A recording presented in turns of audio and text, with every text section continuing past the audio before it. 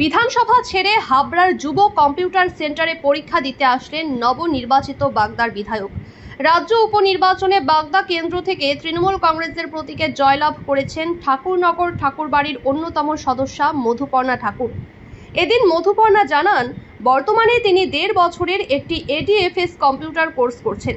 সেই কোর্সের পরীক্ষা দিতেই এদিন হাবড়ার যুব কম্পিউটার সেন্টারে আসেন বাগদার নবনির্বাচিত বিধায়ক মধুপর্ণা।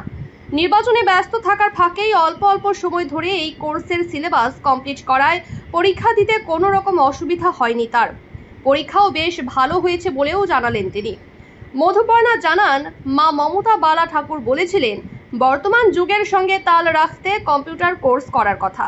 তাই কম্পিউটারের IT এবং FA কোর্সে ভর্তি হন মেয়ে মধুপর্ণা। সব মেয়েরই ইচ্ছা থাকে নিজের পায়ে দাঁড়ানোর। সেই জায়গা থেকে তিনি আগামী দিনেও চাকরি সহ উচ্চশিক্ষায় এগিয়ে যাবেন বলেও জানান। তিনি MSCও পড়ছেন, পাশাপাশি বর্তমানে বিধায়ক হিসেবেও কাজ করতে হচ্ছে তাকে। তাই ব্যালেন্স করে পড়াশোনার পাশাপাশি বাগদার মানুষের সাথে থেকে তাদের নানান সমস্যার সমাধানের কাজও চালিয়ে যাবেন বলে এদিন জানান এই নতুন বিধায়ক।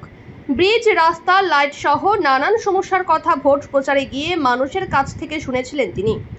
জয়ী হওয়ার পর সর্বপ্রথম এই সমস্যাগুলোর সমাধানের লক্ষ্য দেবেন বলেও এদিন জানালেন মধুপর্ণা। এখন নিয়ম করে যেতে হচ্ছে বিধানসভায়।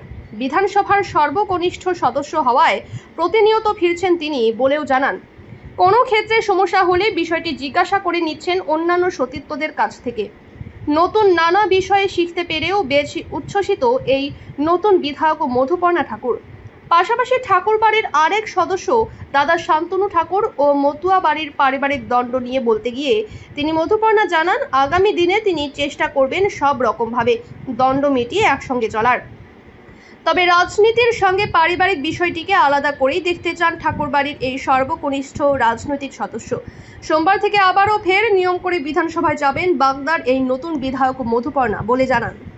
বিধানসভা থেকে সোজা হাবড়াতে এলেন এবং হাবড়া পরীক্ষা সেন্টারে এলেন, পরীক্ষা দিলেন, কেমন হলো? পরীক্ষা ভালো হয়েছে। কি 1.5 বছর থেকে মানে কোর্স থাকে, 1.5 বছর ADFS কোর্স। এটা মানে প্রতিদিন মানে একটু পড়লে মানে কভার আপ হয়ে যায়, সেজন্য অত কষ্ট হয়নি। আগে থেকেই প্রিপারেশন ছিল, সেজন্য এক্সামটা ভালো হয়েছে। হ্যাঁ, এই মূলত চাকরি পরীক্ষা, চাকরির জন্যই তৈরি হওয়া। এটা জাস্ট একটা ছিল কি আজকাল কম্পিউটারাইজড একদম মানে জেনারেশন হয়ে গেছে, সব কিছুই কম্পিউটার। এটা একটা দুটো কোর্স করেছিলাম, মাই সাজেস্ট করেছিল কি IT আর FA করে নিতে, সেজন্যই এটা করা। এতদিন তো এই নতুন একদম নবনিযুক্ত আপনি তৃণমূলের বিধায়িকা হলেন, এর আগে তো চিন্তা ছিল চাকরি হওয়া বা কিছু, মানে সেটা আর কি মানে এখনো ধরে রেখেছেন যে আগামী দিনে কি চাকরি করারও কি স্বপ্ন আছে? হ্যাঁ, একটা মেয়ের তো চাকরি সবাই থাকে কি ইন্ডিপেন্ডেন্ট হোক, নিজের একটা সেলফ ডিপেন্ডেন্ট একটা নিজের একটা ইনকাম হোক, সেটা সবাই চায়, আমি চাই, সবাইরা চায়। এখন যখন আমি হয়ে গেছি এটা, বাট ওইটাও আমার চালিয়ে যেতে হবে। যখন MSCও আমি কন্টিনিউ করে যাচ্ছি, এই এক্সামটা আমি কন্টিনিউ করে যাচ্ছি, বাই বোথ সাইড আমি ব্যালেন্স করেই যাবো, আগে এগিয়ে যাবো। মানে আগামী দিনে চাকরির সুযোগ থাকলে চাকরি? হ্যাঁ, আমি চাকরি করবো। আমার সুযোগ তাহলে কেন আমি ছাড়বো? সুযোগ পেলে আমি করবো। চাকরি পরীক্ষার ফর্ম ফিল আপ করবেন? হ্যাঁ, একদমই করবো, করতেই পারি। আমার যদি থাকে, যদি ইচ্ছুক আমি থাকে, যখন এখন তো আমি এখনের বেসিসে বলছি, এখন তো আপাতত আমার কোনো ইন্টারেস্ট নেই চাকরিতে। MSC করবো, PhD, তারপরে ফিউচারের কথা তো আমি জানি না, ওটা পরে দেখা যাবে। এখন কি আবার বিধানসভায় ফিরবেন? হ্যাঁ, এখন আবার বিধানসভা, সোমবার থেকে আমার অ্যাসেম্বলি আছে, আবার ওখানে যেতে হবে। একদম নবনিযুক্ত যেহেতু বিধায়িকা, বিধানসভায় তো অনেক রুলস, অনেক নিয়মকানুন বা অনেক কিছু বলার ক্ষেত্রেও কতটা প্র্যাকটিস করতে হয়েছে আপনাকে? প্র্যাকটিস তো এখনও কিছু বলিনি, প্রথম আমি তো এখন ফার্স্ট গেছি, শিখছি, দেখছি, অবজার্ভ করছি, দেখে আমি শিখবো। আগামীতে স্টেপ বাড়াবো আমি আস্তে আস্তে। মানে এখনো মানে প্রশিক্ষণ চলছে বলা চলে? হ্যাঁ, চলছে, দেখছি, সব কিছু দেখছি, শিখছি। বড়দের যদি কোনো প্রবলেম থাকে জিজ্ঞেস করি, এটা কেন হচ্ছে বা কী হচ্ছে। একটা প্র্যাকটিসের মধ্যে আমি দেখছি, শিখছি। সিনিয়র যারা রয়েছে তাদের সঙ্গে কথা বলা। একদম।